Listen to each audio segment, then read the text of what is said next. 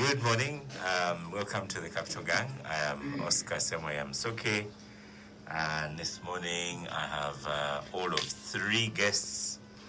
One of my guests has been a little bit hungry and is having his 3rd samosa. 7th samosa and 10th sausage. Right. So actually it is not the number, but the energy and the power. Which is it? which is When you are poor like me, guys, let me tell you this. When you are poor like me, you have 1 meal a day and you come to Capital Radio. And then you find these samosas and sausages of the rich. This is your day to feed your stomach up to its cubic capacity. Because this option, an option like this, an opportunity like this doesn't show up. So this is Andrew Mwenda's day out, eh? Yes. so Someone is going to take you away. so you're most welcome. Not when you have been hungry for months. Andrew, you're most welcome. I should tell listeners that the last time I had you on this show, I had so much trouble. I used to go to Chibuli police headquarters on a regular basis. I hope you don't go back. I hope I don't. And this time round, I invited you as an NRM person, so clearly I will not go back. Oh, you invited me to speak on behalf of NRM? Yes. Okay. So I will assume it is I will assume the role of an NRM person. of Ono Pondo. Yes. Or I should assume the role of Yoweri Museveni, because I can speak on his behalf better than he can speak for himself. Yes. And then my second guest, who I last saw at the Uganda Planning Authority, Dr. Birungi, is the Executive Director, Uganda Development Corporation, seated in Ofono Pondo's chair. Good morning, Dr. Birungi. Good morning, Oscar. Yes, and Abdul is back in the studio after a while. Abdul, how is Idudi? Well, Idudi is doing great. I have missed you guys, the Ganga family, and sorry for whatever happened when I wasn't here. Yeah. It is quite a tragedy. And What happened? Ssemujju represented you. I had tough times. terrible tough. Thank you. He lost the daughter. All the listeners that sent messages, Our own, condolences. because we used to be here every Saturday with her. Yes. And Oh dear. It was Sorry, difficult. it's not something you would want to remind yourself about. I know, it's very difficult. But here we are. We've gone through really a hard time. And then we have Omugezi. Joel Ssenyonyi. There are 2 of Ogezi. Yes. Yeah. No, these 2 are spokespersons. The Omogezi is not here. Anyway, I'm delighted to be here. Yes. My deepest sympathies to you, Oscar. I heard about your bereavement. Very disturbing. My commiserations to you and family, and my commiserations to the family of the late Shey Nuhu Muzata Bate. Yes. That man was incredible in many respects. I remember the last time I met him recently at a burial, he told me, Mutabani, Tubawagi, well, I'll translate what he said into English. He said, son, We all understand Luganda. All the audience understand Just Luganda. do the Uganda, then you'll You can translate. translate. But what speaks in the original language?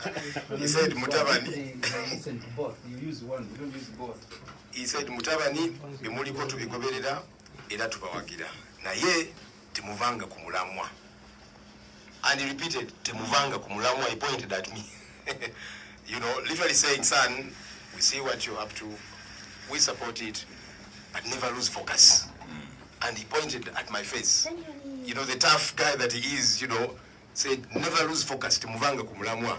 You know, so he's a gentleman that we looked up to a great deal in many respects. We are saddened by his passing. And as our Muslim brothers say, inna lillahi wa inna ilaihi raji'un. There's a little bit of... That's what I hear. Okay. Anyway, something like that. And I'm Joel, delighted to be here, though. Joel, I'm really sorry. I sympathize. Your leg is all plastered up. You see, when I read Andrew Mwenda's writings, I really believe NUP exaggerates things. So when they said you are hurt, I thought you were a little bit hurt. I didn't think that you have real crutches and all that. I mean, Andrew Mwenda recently said that one of our security team members somehow manufactures tear gas canisters, and so had it in his pocket and threw it at Kyagulanyi, until videos came out really to show what the truth was. But even then, the young man, Norbert Ariho, was still arrested, and we understand he's going to be court-martialed. But that doesn't worry us, because at least the truth has come out very evidently to expose all the charlatans, I would like to think, who are trying to drive a certain narrative. And they were so sure about it, you know, but we thank God that the truth did come out.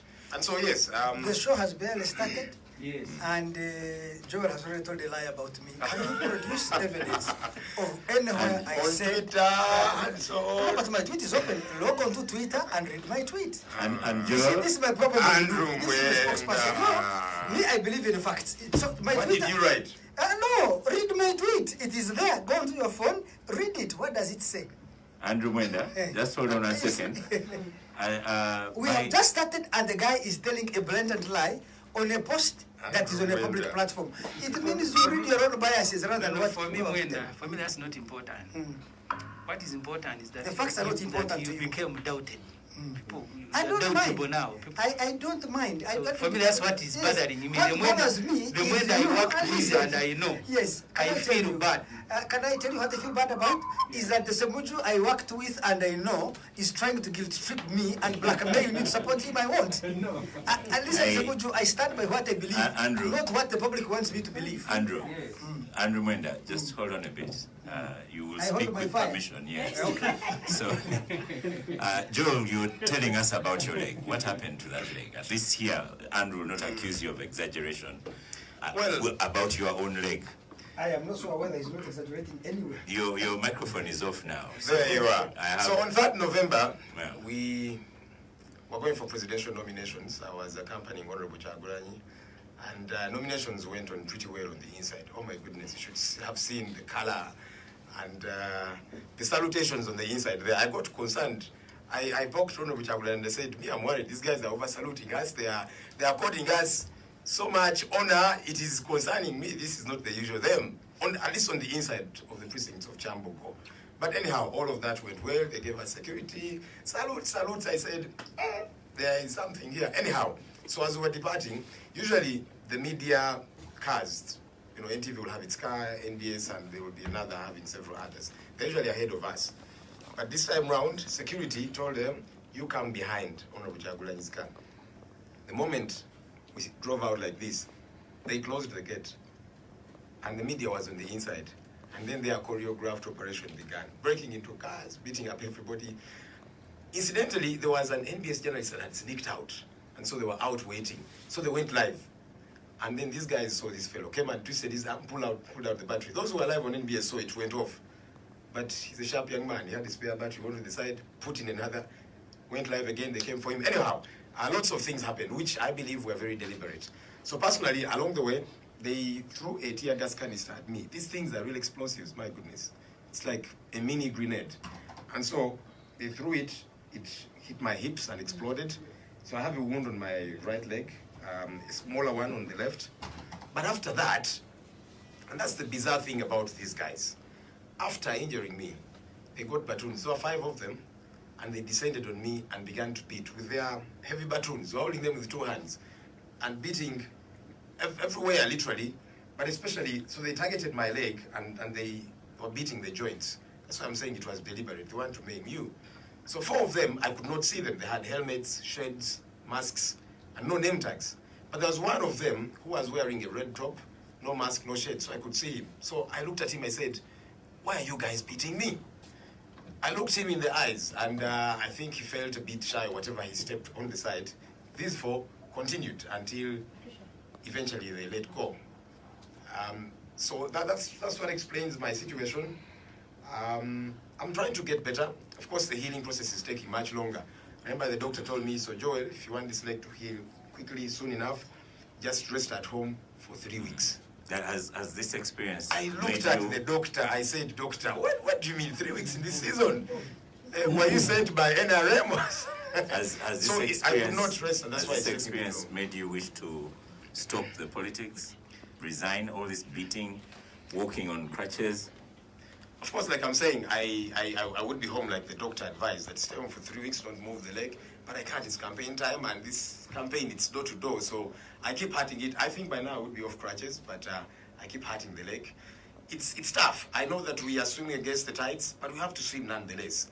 I'll tell you something. So they do these things to weaken our resolve, to break us down.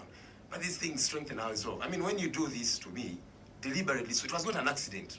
It's different if it's an accident. So you're there, canister is thrown, and then you're affected. But you see, after this, and they come and they descend on you, it was deliberate. For me, my resolve is a lot stronger because I realize, as the Baganda say, where we are holding is the right place. Let's hold tighter. It's tough. I'll not sit here and pretend, that it's not tough. It is tough. Extremely, extremely. I was in the media for 14 years. I enjoyed my life there. AC and what, and, the little bad I would get was from a few government people calling me and saying, but why do you ask us tough questions and so on? But now this is real stuff. The struggle is real, but we keep pressing on nonetheless. Okay, thank you. We really commiserate with your experiences. From gang, we're about to send Nanfuka as well to politics. She's been enjoying Welcome. AC air conditioning and so on. And broken legs. She's still like Mwenda. They people that AC, and then you contribute, make critiques and so on. But and she was very soon sit next to Andrew there. But Dr. Patrick Birungi, welcome to the Capital Gang again. You are seated right next to Andrew Mwenda. Joel is on the other side, so you can imagine Ssemujju, Abdul, the politics that you encountered at this table. The last time you were here, we did not talk any politics, but this is a political season, and you've come to tell us that UDC is relevant. When I sat here, I thought maybe this is not the right time to call some of us to the Capital Gang. Maybe the thoughts were right, but now that you're here, we should put you to account whether we should vote NRM that has the OWC in mind. So, UDC, Uganda Development Corporation, how is it relevant, especially in this campaign time? How does it make NRM get back a vote? Thank you very much, Oscar. I was mentioning that the right time is any time, but this time would be more interesting for the campaign directly. But I will not try to relate myself to any campaign issues, but I'll try to focus on UDC. You can't run away from it. Yeah, let me tell you, Patrick, it's because OWC says OWC was created to transform lives. And part of transforming lives is where we have UDC. Exactly. Yeah, so I will speak to if that. If we believe you have not transformed lives, then we say NRM is doing very badly. No, UDC is a corporate body established by the Act of Parliament of 2016. Let alone knowing that UDC was established in 1952, it's an old institution, then it disappeared and so on, without going to too much history. But the core reason for UDC is really to facilitate industrial and economic development in the country. And therefore, we play a key role in the transformation agenda of the public. And our focus areas are in 3 broad categories. So we are into agro-industrialization, we are into mineral beneficiation, and then we're into infrastructure and services sectors. So if you go, for example, to Kalangala and switch on light in a hotel, it's UDC supplying, because the company that supplies electricity there, we own 45.7%. So if you go to Kalangala and cross by ferry from Bokakata to Kalangala, then UDC is playing a role there. Or if you go and switch on a tap in Kalangala, then UDC supplies that water. I guess that is transformation in the real sense. And in the process, making some money as well. Yes. If you go to Kienjojo and you hear farmers tea leaves are being bought by Mavale Tea Factory, then UDC is present and doing a transformative role there. Or if you go to Kawa Lake Soro, again see that the tea leaves are being bought from the farmers there, then you know the UDC is playing a key role. So we are into a number of initiatives that are transformative and that mobilize the public.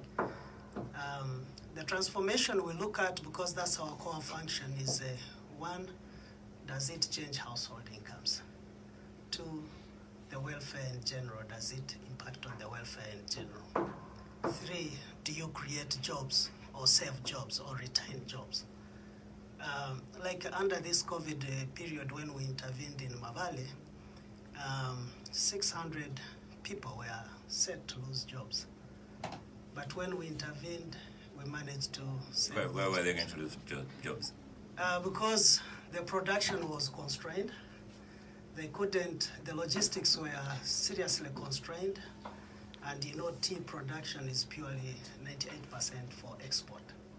So the entire value chain was disoriented by this. But also the institution in Mavale had challenges.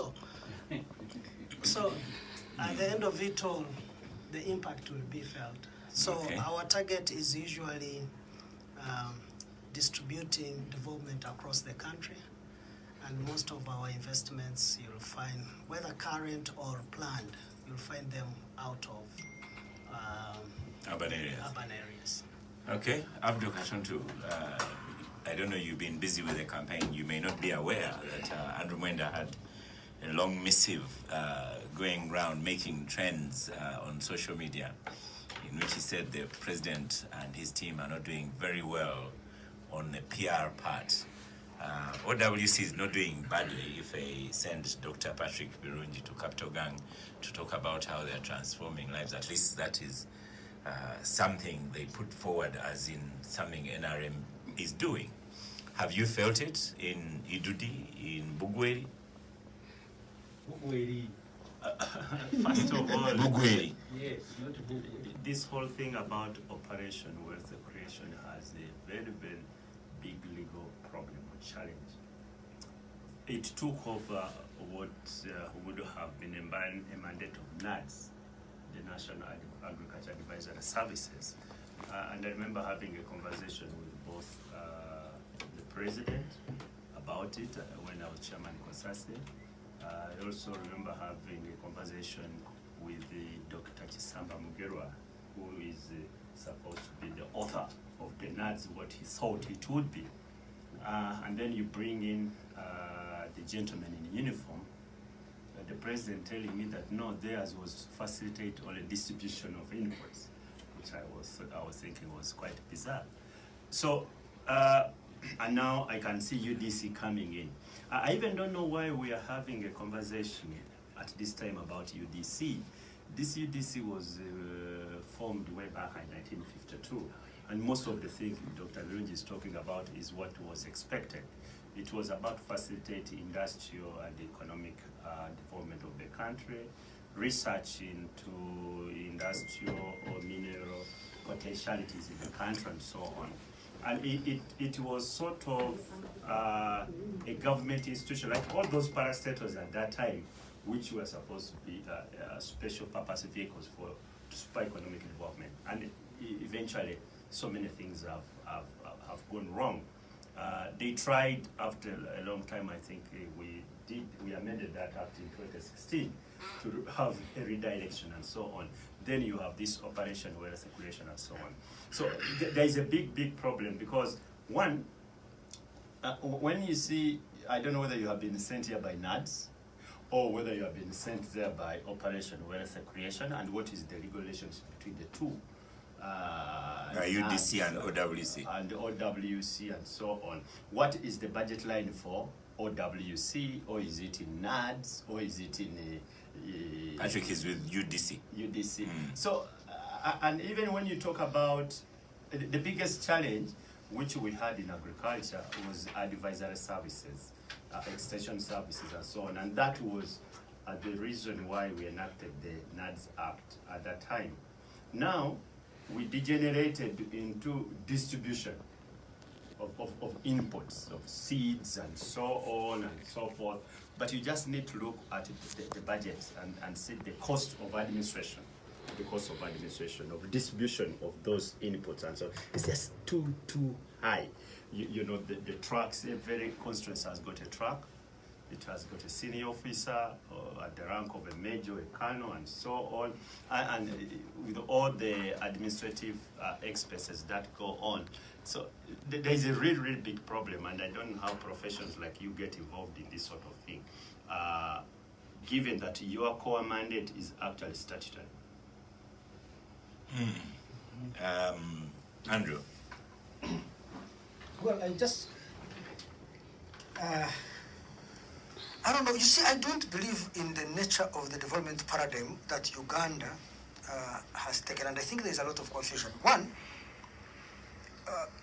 contrary to what Abdul is saying, actually I think that it's not the role of NADS, statutory, to distribute seeds and the seedlings and the chicken and the goats. No, that's what I was saying. The clear mandate is National Agricultural Advisory Services is to provide agricultural extension services to farmers, which is what you'd call to provide human capital or intellectual capital to farmers on how to adopt modern agricultural techniques and how maybe to commercialize their farms.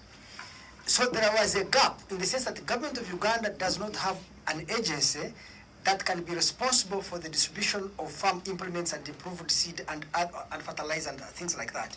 So Operation Wealth Creation, I think, was created by fiat, not by law, to fill that gap. And what Katuntu is saying is correct, because then how do you fund it? They have not yet formalized it. If I was government, they should formalize and create an institution that is responsible for interventions in agriculture to complement NADS, but its specific role would be if NADS has advised that you should use irrigation, that you should use manure and fertilizer, that you should use improved seed, and it is willing and able to provide those techniques to farmers at the grassroots level. There must be a second government agency that now comes and says, look, you farmer A, you need farm implements, this one needs improved seed, this one needs irrigation, this one needs fertilizer. We will come with the money and the goods. If you want to get an improved breed of cows or goats or chicken, we will come and give them to you. That agency right now does not exist. OWC is trying to fill that gap and is filling it. What you think. You say you don't know it exists. Which one is that? The ministry itself. Yes, but the ministry, you see, one of the things that the government has been reforming it was to create specialized agencies to be implementation arms of some of these things. The ministry is arm of us. You say in the ministry, do they have a department or a commissioner responsible for the distribution of implements? What infrastructure does the ministry have across the country? So either they have to build that infrastructure internal within the ministry as a department, or they have to build an agency, and I would prefer that they build a specialized agency to handle this matter. So that is the gap. I don't think that the Operation Wealth Creation is therefore a lost cause. I think it's a good idea that should be legalized. That should be formalized, institutionalized, and legalized. Honorable Ssemujju, hold on, your time is coming. Joel? But you see? Joel? So the job of Ssemujju is heckling. Joel, UDC, in transforming lives. Dr. Patrick Birunja has given examples here, including recent examples. I'll tell you, we have, and by the way, I need to apologize for my voice. I've been doing It's a campaign. quite a bit of you guys shout talking a door lot. to door. And when you're competing against the Andrew Mwenda, you scream a lot. The voice eventually disappears, but we'll be fine. Anyhow, I'll tell you something. Joe, let me ask you the question one of our favorite listeners has asked, Kaunga Masiku. It says, Mwalimu, you've asked the right question to the wrong person. Ask politicians, ask Joel of NUP to contextually tell us their manifesto aligned to UDC vision, mission, and the NDP3. Maybe that's a better way to look at it. So I'll tell you, one of the 5 pillars, and you know when we raise the feast, there's 5 key points that we are addressing. Of course, the manifesto is much longer, but there's 5 critical issues, and one of them is inclusive economic development. And therein, we are saying development can and should be able to happen, and it should be felt in the pockets of every Ugandan. So when you look at the statistics, my first degree was in business statistics, so I like to look at figures and I get convinced or lied to by figure when I see figures, and I'm like, you know, so sometimes the figures will show there is some development, but it's not inclusive. There will be a few people who are getting richer. There will be so many people who are lagging behind. And that's the problem. That's why for us we're saying inclusive economic development. How do we want to do this? You know that in this our good country, we import about twice as much as we export. That's very disturbing, that our balance of payments is that way. And how do you actually tell this with an ordinary eye? When you look at Ginger Road all the way to the border, critically, when you see that road, the side of the road that is coming actually sunk in. The side of the road that is going out is still pretty much all right. The reason that is the case, Oscar, is trucks come in heavily laden with goods. So inevitably, they are a burden to the road. Anybody who uses that road, you see that road the way it is. So they come in very heavy. So inevitably, the road sinks in. They go out when there's little therein. That's why the side of the road going out is still okay. In effect, you're saying what Patrick Kurunji is saying, we must doubt it. I'm giving my version because, and especially answering the question of the listener, you know, looking at the larger problem. And the reason that is the case, the reason why I think we import so much more than we export, we have not focused on local Ugandans. Enterprise Uganda will tell you that over 60% of Ugandan businesses that start don't live up to their first birthday. The reason that is the case, there's too many taxes, you know, the burden on them is so high. So we give red carpets to foreign investors, and I'm not saying we should chase them away. I think we need many more. But you see, when you give a red carpet to a foreign investor, you will give them tax holidays, you will give them free land. Of late, we are even guaranteeing them money. You remember the Lubowa Hospital saga? I said, wait a minute, so what kind of investor is this? We're giving them everything and so much more. Why are we not doing that for ordinary Ugandans? Because these ordinary Ugandans who are starting up small, you know, little things here and there that will enable us to export, we are not aiding them. I think we should be able to avail tax holidays to them, the same way we do for foreign investors. I think that we should be able to avail a lot more incentives for our local producers. We have a government policy in place, Oscar. It's called BUBU, Buy Uganda, Build Uganda. But you see, we are not actualizing that policy. Why? There's little, if any, attention on ordinary people. We like to think of the big guys, the foreign investors that come, who ultimately, you know, fly away with all the profits and so on. Why can't we aid our Ugandans, however small they are? That way we'll be able to export a lot more. It's very problematic, Oscar. When you feed your neighbor's children a lot more than you do yours, yours are malnourished. And I'm not saying don't take care of the neighbors. That's what I'm saying. Let's not, you know, ignore the foreign investors. But can we do the same for ordinary Ugandan small businesses? Let's lessen the tax burden on them. Let's avail these incentives to them. So getting to UDC and several other government entities, I would like to think that we are having a good number of well-meaning technocrats within government departments. But they are frustrated. When you engage them privately, they'll, you know, push through certain policies and say, now, let's focus in this.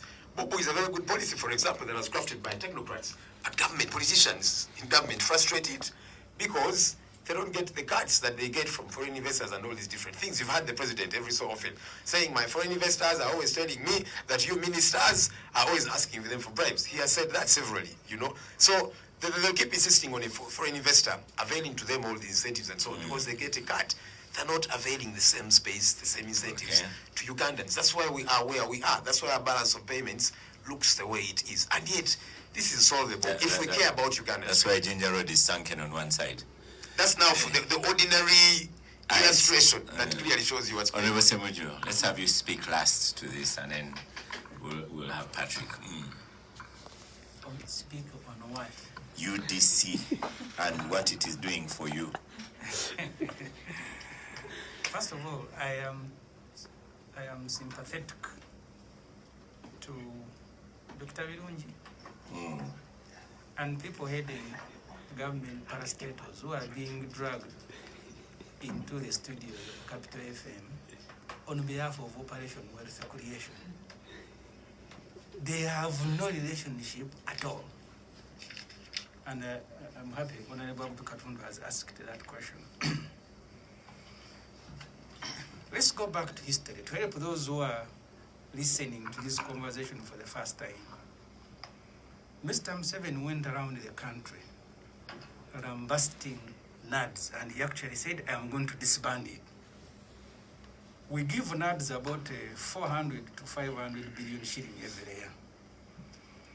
Mr. Museveni discovered that some veterans, senior army officers who were not in employment had become a problem. They were being lured, they were being recruited by Tinyefuza. And the destination was Mbabazi. So Saleh tells him here is something. And by the way, Saleh has done very well, because his intention was never in agriculture or in UEDC. His intention was to pick money, give to dissatisfied senior army officers, and to do politics. The other day you saw him, he was in Kororo Salim Saleh under Operation Wealth Creation, giving money to Kadongo Kam. And he said, now I want to begin giving ghetto. So they discovered that after demonizing NADS completely and finishing it, we can now, so we have recruited the public on our behalf, so nobody is happy with the NADS. What do we do? It has money. How do we access it? Create an Operation Wealth Creation. And it went. I'm really shocked that a person like Mwenda can say that this is not a lost cause. There was no cause at all. It was just Saleh accessing money to give to soldiers. And that's why I told you the first thing, and Abdul has these reports, that Saleh did was to pick money, buy a brand new vehicle to each of these, they call them commanders. Even in Ichira, I have one as a constituency, as a Kano. So each brand new vehicle, fuel, driver. That's why I told you, Oscar, here, every single year, Uganda spends about 500 billion shilling. We spend 180 billion shilling buying vehicles. We spend 100 billion shilling fueling these vehicles, and about 150 billion shilling buying, repairing, and fuel every single year. So you now added another layer of colonels and majors who were not in full UPDF employment, and the only money that was available was for the demonized NADS. Now that picture of NADS being very bad went away. They even brought them here on Capital Radio to defend NADS. So therefore, he has completed. I am just hearing that he comes here also to speak about Operation Wealth Creation. I don't know how. but this is Uganda for you. Transforming lives. Yes. Saleh usually plays a role in a campaign. It is not by coincidence that now he has retweeted to Gulu, where he is based these days, just sending emissaries to come here and speak on his behalf. I think the point that Andrew Mwenda has been making, that they are not doing very well on PR. That's what the gap that Saleh is trying to fill by dragging individuals here to speak about things that they have no connection at all. It's just total confusion. Someone who is promoting and giving billions to Kadongo Kam, using money made for distribution of seeds. And Saleh was here in Kololo. Kololo is not in Kenya. It is in Uganda. All of them, he said, you come. Now, after Kadongo Kam, I am going. Saleh, by the way, you need to know Saleh. Even when they were fighting in Ruwero, if you speak to soldiers who were there, he's a very generous person. In fact, they said each operation that was led by Saleh in Ruwero was very successful. First, Museveni used to give you more money than Tumwine and others, but all the money would be spent on the soldiers. He buys sugarcane, he buys everything, so soldiers go very happy when they are with Saleh. So if you want to distribute money, the best person is Saleh. That's why he failed in finance when he was appointed Minister for Microfinance. He told Sruma, I want money to distribute. And Sruma told him, government money is not distributed that way. Said, I want to road trucks to go give farmers. Why are you? Then he left. Dr. So Patrick Birungi. That's how you go wrong. Thank you, Honorable. So you get someone whose idea is to physically distribute money. And you tell him that you go to NADS, pick the money for distribution of seeds and distribute that. Well, UDC is doing well. Their job is to distribute money. No. See, the idea, by the way, the revitalization of this cooperation in Parliament was that instead of government handing over money and benefits to private companies, they should go and become part of the ownership, including Ruho and all these other. So the idea by Parliament was that first we need to amend the act to allow them to do some business. If there are investors coming here, they need to access capital, they need to access land.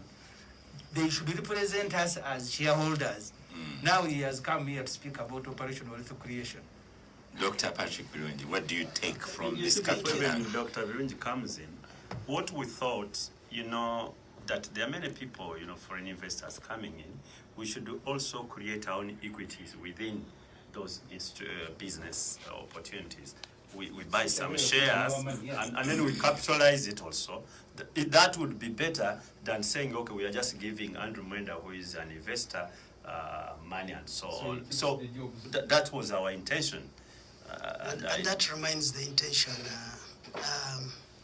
That remains the intention, that remains the action. At UDC, because it is we law. take equity in all the investments that I'm talking about. So, and it has helped solve a number of problems in a sense that, as Honorable Katuntu you're saying, once you put money, then you take stake, then you have an influence on governance, then you have an influence on how the work goes around.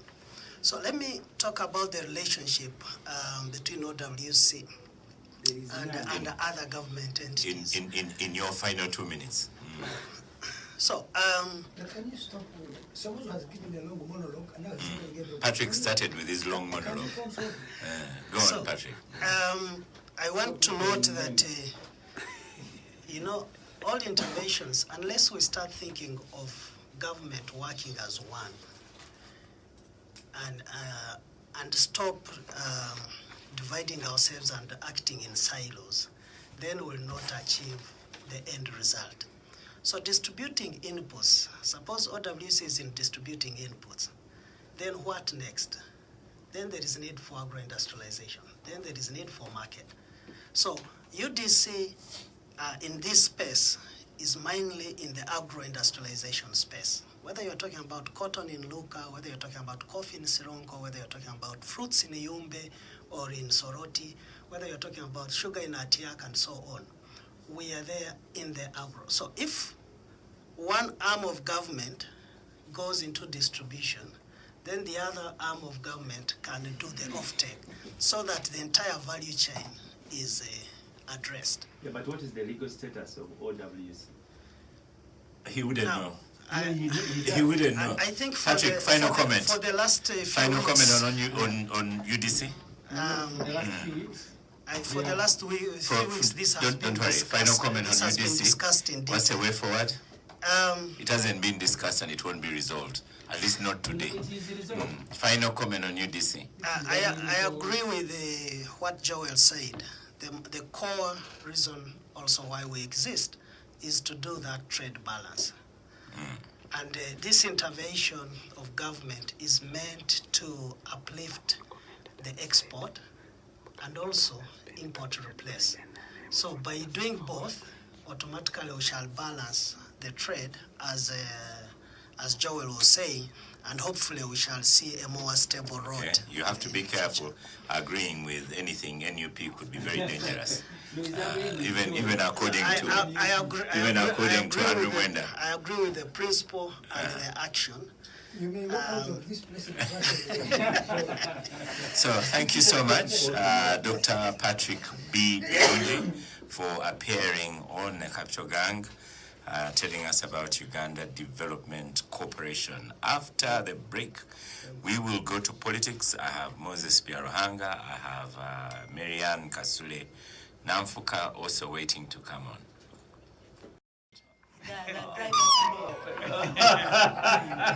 The question was to Ssemujju. In 2010 when I left the newsroom to join politics, and the mistake Joel made was not to look for me for training. They nearly killed him in an accident. Yes, and Kayihura said I should be charged with murder because two cyclists who had been hired to, the vehicle rolled over them and both of them died. And Kayihura said Ssemujju should be charged with murder. He only discovered later that I was a passenger. But he had wanted the passenger, even before charging a driver, to charge the passenger. So in this case, Eventually, I think the government lawyers did something wiser. They said the Amria should be charged with disobeying lawful order. The order was that he shouldn't access Bushenyi Marara for campaigning. So he was charged formally yesterday. Nothing to do with the border accident? No, they are looking for the border. His was disobeying lawful order. They are looking for the border that was knocked down? That knocked down the DPC. But the DPC was also on a border. No, I think he was stopping the border. He was stopping the border from proceeding, and then accidentally he was knocked down. So, Honorable Ssemujju, you're on the Capital Garden. Today we have plenty of time. The accusation is your leaders, especially FDC and NUP, do not follow guided routes. Why don't you follow guided routes? Oscar, the Speaker of Parliament suspended a number of MPs. SFC came to evict them. The first person they arrested... This is to do with the routes? Yes, was myself. I have not been suspended. So you sitting in the newsroom, you will think actually the conflict is on the routes. And casually, that's how many people are discussing this matter. The issue is that there must not be campaigns. Whether on radio, if you are nominated, go home and sleep. Then they will allocate you a number of votes on polling day. That's the issue. So this particular fight that you see is not a fight because the FDC, Loop will speak for itself, have people who are bad-mannered, that they have no regard for anything. The issue is that we went into a campaign, nominated a candidate, and Tiwahaburwa says there should be no campaigns. So we are fighting to have space to campaign. That's all. In terms of, if I say Poa is going to Bushenyi, he will use this road, is that what you're doing? Are you using the stipulated road, and are you going to the stipulated ground? On nomination day, Oscar, nomination, I was arrested around 2 years roundabout. I was the only one arrested, driving to Najanankum. So the DPC and the soldiers that I found there, they stopped me, put barricades, and they said, where are you going? It was laughing. I said, but FDC is there, so why are you asking me? And I was the only one stopped on the road. So everybody else continued using the road. So that answers you. If there is a road going to Bushenyi, why must police be the one determining which road that I should use? Is that their business? I'm going to Bushenyi. I know where I am going. Why should you stop me and tell me to use cowboy? Perhaps to do they fuel my vehicle? Perhaps to keep law and order. So which law and order? I mean, if I have committed a traffic offense, charge me. The Road Safety and Traffic Act is there. But Honorable Ssemujju, if I say your FDC party should pass here, because NRM is going to pass the other side, isn't that reasonable? That's the point, that Mr. Museveni wants to determine how people should compete against him, and that's what we are resisting. That we can't be in a campaign. We can't be in a campaign, and one of the candidates must determine how we compete against him. So he says, okay, you don't go here, now go here. You are this one. So really, is that a campaign, Oscar? Okay. So it's not the routes. We must choose which routes we want to use. That's why the Electoral Commission wrote police. But you came into this campaign knowing that's how he acts. Yeah, that's why we are responding the way we are responding. Exactly, and he also made those rules knowing. So when he breaks your legs, why do you complain? Because he has broken it. Don't you know, that's a natural response. When you're in a wrestling match, you cannot tell your opponent, don't throw me in the shit. There will be a natural response, Mwenda. When you are feeling the pain, you cannot ask me why are you crying. The pain is there. Nanfi and Andrew, this is a morning show, so we will have etiquette and use better words. Moses Byaruhanga, you've heard from Ssemujju, and Andrew has given a better analogy. You can't have a referee and player guiding the football match. You can't be the player and referee at the same time. That's one point. Second point, whereas President Museveni has looked like an angel when you look at his campaigns, how he's meeting district leaders from 50 meters away, The other campaigns are going on very well, and even the Welcome Party, the pre-Museveni party, is as good as the opposition. So how come for them they are not being challenged?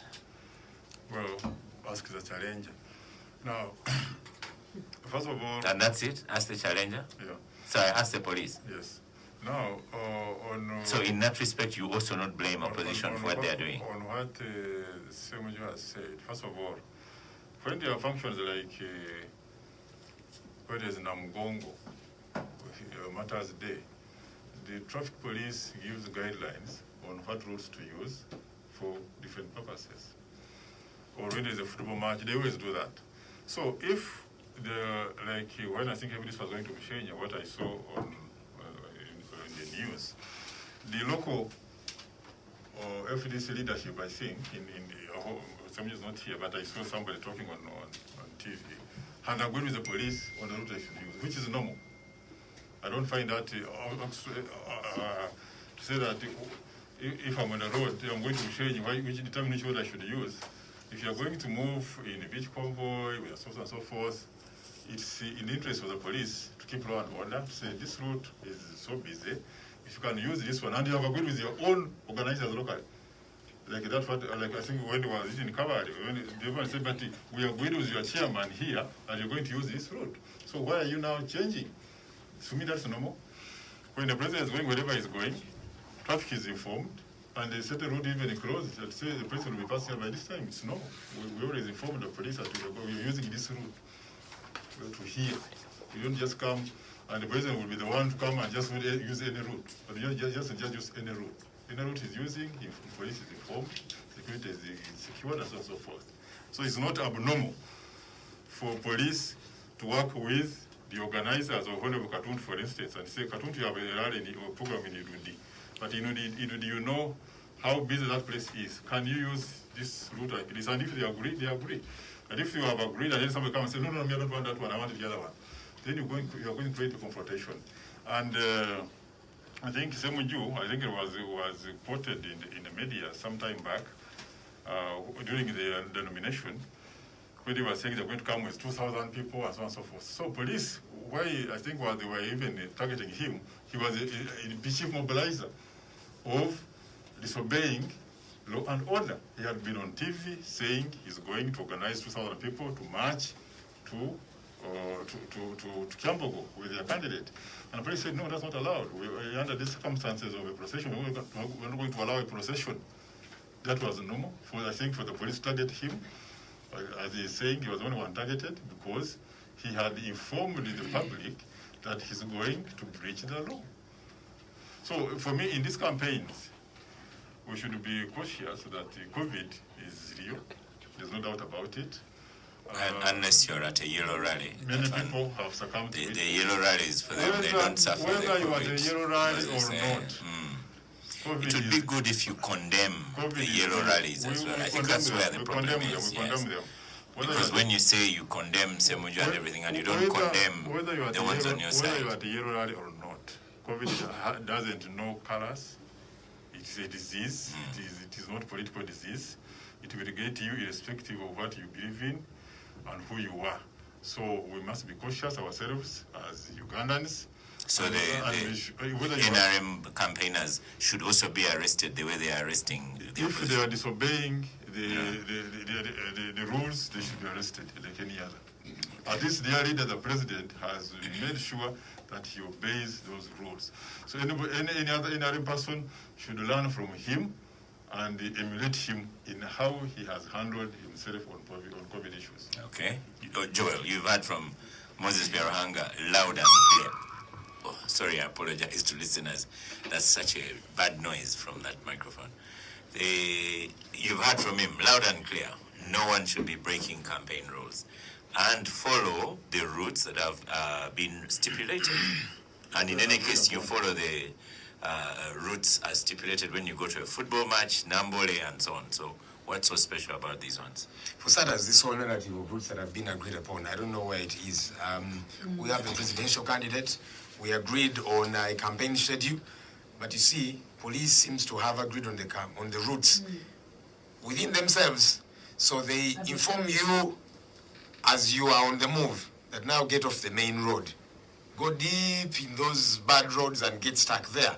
So we don't know about a campaign route. And you know, recently when we met the Electoral Commission, we told them, if there is a campaign route, please do share it with us such that we know in advance. All right? But otherwise, we head out on the main road and then we meet police barricades and they're saying, no, enter that panya, find your way through that side. And you're thinking, wait a minute, we have to be in 3 districts a day. You're pushing us on the inside. We don't know to where. Our candidate gets there in and is stuck on the roads. We have seen that severally. Then they have to push and you're thinking, wait a minute, are we now barred from the main roads? It's not understandable. So this whole, use the agreed upon routes, which ones can we get them? This we last, don't have them. that last fracas of a canister, that was also on a small route. So the police found you there. But then your president travels with police, so sometimes we just don't get it. Of course, when they push you wherever, they'll keep following you. And so you're thinking, what do you guys want? For starters, where is this where we're going? And then you get stuck. So we would like to have some kind of routing. That's what we told the Electoral Commission. If there is an agreed upon route, we have no problem using it. That there is a route which we can use, it's agreed upon. But this whole business, we head out and then you meet police and they're saying, get off the main road. For heaven's sake. Anyhow, Oscar, we decided to get into an election, well knowing the times. So there were many voices before we got into this election which were saying, wait a minute, are we able to handle this election given the times? And there were many voices saying, maybe let's think about postponing. Why are we so much in a hurry and all of that? And I remember Mr. Tibuhabura at the time saying that anybody who would organize elections in this season would be mad. Well, he has gone ahead to organize elections. I don't know who he was talking about. Elections by their very nature are emotive, they are exciting, they draw a certain aura. That's what they are, just like many other things. So that was a lockdown, total. And then we decided, let's open up businesses. We knew that once we open up Chikubo, it will be the way it is. I don't know, Oscar and colleagues, when you were last in Chikubo. I don't know when you were last in Owino Market. Those are like 10 rallies in one, if you have, been able to go down there. But we knew that once you open up, people have to go out there, fend for their families. So there are those who are selling, and of course those buying will also go, because many times things are cheaper in Owino and all of that, and Chikubo. And so you find a flood of people. We obviously anticipated that. Let's not pretend about this. Getting back to elections, like I'm saying, we knew that once we open up elections, inevitably certain things will happen. So yes, it is our responsibility to try. And we try, but it's difficult in many respects. So you will plan for the 200 people. And we always have our list of 200 people. We are headed to this district, the 200 that are supposed to enter. And police will take them off. But in a very short while, you find people have found their way into the stadium and all of that. You've not invited them. When we were in Barara for the launch of our manifesto, so we were on the inside, the 200 of us and all of that. And I remember I was on the microphone at the time. And then I saw a flood of people who had broken in somehow and they were coming.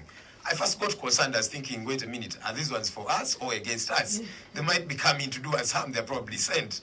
Okay, but soon after they got in, they went very quietly and sat on the stands. Then I said, okay, these ones are for us. So we're chanting and all of that. But they found their way. We did not invite them. When our candidate is moving, let's imagine he's moving to I saw the other day when President Museveni was moving and people had gathered, he told them not to gather, to disperse and so on because COVID is real. And I'm going to get to that in a bit. I was just saying, whenever our candidate is traveling, people know the route he's using. So in every trading center, they will wait for him. He has not invited them. We don't go anywhere in media and say, please, we're coming to Gulu, so every trading center from Karuma onwards, wait for us. No, but the people know. And because they're hungry for change, they're desirous for change. It's like a reflex action. They come out, wave at him, and then he proceeds. Challenge, though, is they'll be shot at. The irony that police and the military is preventing people from dying from COVID-19 by shooting them dead, it just does not make any logical or other kind of sense at all. You've talked about candidate Tibuhabura. And again, I'm emphasizing the point that inevitably elections are that way. People have candidates that they love, okay? So candidate Tibuhabura also has those that support him, and many times they will gather, they'll give them T-shirts, and people easily welcome the T-shirts. They don't have clothes to wear. And I understand they're usually given 5,000 shillings each. But whatever the reason for their gathering, whether it's because they've been given yellow T-shirts and 5,000 shillings each, or because they genuinely love candidate Tibuhabura, they gather. We saw that in Kochido. We saw that recently in Busia. And when they gather, now he even comes out to wave at them and to talk to them. And my question is, so if it is supporters of Honorable Kyagulanyi who have stood by the roadside to wave at him, no, these ones are spreading COVID-19, let's shoot them dead. Let's beat them up. But if it is candidate Muhabura's, no, it is okay. These ones are immune to COVID-19. How does that work, for heaven's sake? It's very disturbing. And I'm not even saying that candidate Muhabura's supporters should be beaten or killed. No, they're Ugandans and they have a right to support whoever they want to support. But just like you're treating those ones right, treat the other ones right, okay? So elections, like I'm saying, we accepted to get into them inevitably for every candidate. It's not true when I keep hearing that people who will say that candidate Tibu Habura is very disciplined. No, he is not. For starters, he began by acting through agents. Council knows the law maxim. He who acts through an agent acts himself. So there are people who are doing it on his behalf and who are saying, no, I am not the one. But, you're condoning it by not taking action. But now, he's acting himself. They will gather and he'll come out and talk to them. Are those ones immune to COVID-19? Let's have some sanity. Let's stop for a break, Joel, and after the break we'll have Abdul. Abdul sent me a video that I will not talk about, but he's in the field. Then Nanfi and then Andrew on this topic. My own experience up country is life is normal. We are having so many political gatherings. We also have so many funeral gatherings and even other social functions. And the SOP life is normal. Life is very, very normal country. And from what I see a little bit on television when I'm up country, I've not seen any crisis where there is tear gas and shooting involving MPs or even councillors campaigning. Though the situation there is normal. You've got gatherings, there are hundreds and sometimes there are thousands. What we are seeing is actually a problem when it comes to presidential candidates. That's what I've been saying. But up country, people are campaigning and people are having rallies. There's a free and fair contest. Yes, the NRM will some campaign extent, yes. And the opposition will campaign. That's true. But when it comes to the presidential campaigns, that is different. It has gone to what we call a criminalization of politics of the opposition. Because first of all, I don't know whether any of us is surprised. It has not started with these particular elections. Even before that, people who have been trying to gather have been dispersed.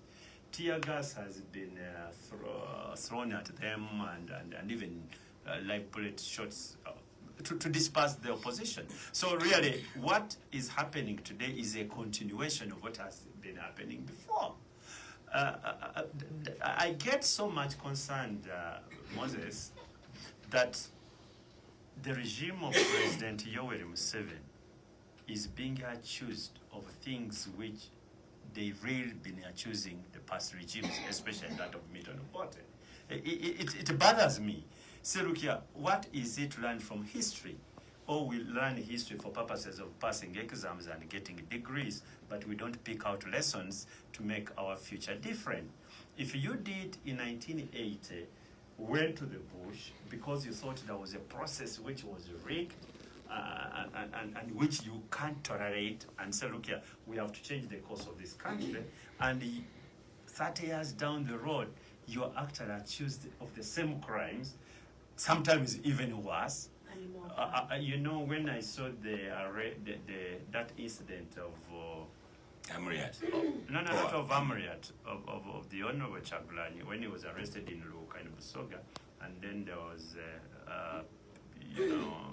chaos that eventually took the lives of people. I remembered the incident which the NRM, when they had just come to power, they used to talk about the Nankulavya incident. The Nankulavya incident, how Obote set in troops and so on. And I think the people died were maybe 13 or 13 and so on. But here was that you're talking about 50 people. 60 now. Whatever the number is. And what's the difference between that and the Nankulavya incident of the 60s? I'll give you time. No, I think, Moses, you don't have to justify it wrong. No.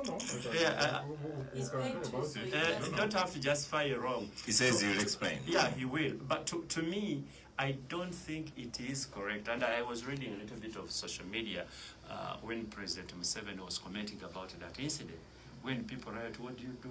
Arrest them, take them in jail. Why do you shoot them? There's even a video. It says it. And to me, I thought that was the President Museveni who should be even speaking today. That if there is a riot, arrest these guys, put them in jail, and charge them for rioting and so on, instead of making, widows and orphans and so on. It's wrong. So to me, what we're having, Oscar, is one, criminalization of politics, repeating the very mistakes of the past, but most importantly, radicalizing the younger people. You don't push these younger people into a corner where they feel very hopeless. You are radicalizing them, and the worst, these people like Andrew Mwenda, who are analysts, should be really advising the president or the powers that be. Don't radicalize these younger people. It is going to be very, very dangerous for this country. Mr. President, I hereby advise, please don't radicalize these younger people. You have my advice now if you are listening. If you're not listening, Mr. Byaruhanga, take this message. I am advising the president not to radicalize these younger people, as advised by Katuntu. Nanfi, you're on microphone. You're on microphone. These people are thinking, as a young person in the room, it's sad to actually see that this is our fate. One young person is here, radicalized.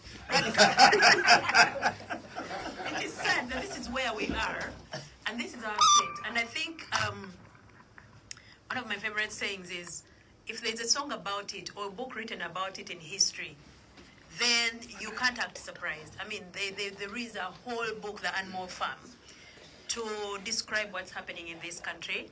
And I think we are at that, I don't know which chapter it is, where the horse looks from pig to man, and man to pig, and can no longer... That was the animals. The animals look from Jones, yes, to the pigs, and from the pigs, and the pigs to Jones, and there was no difference. So that is where we are.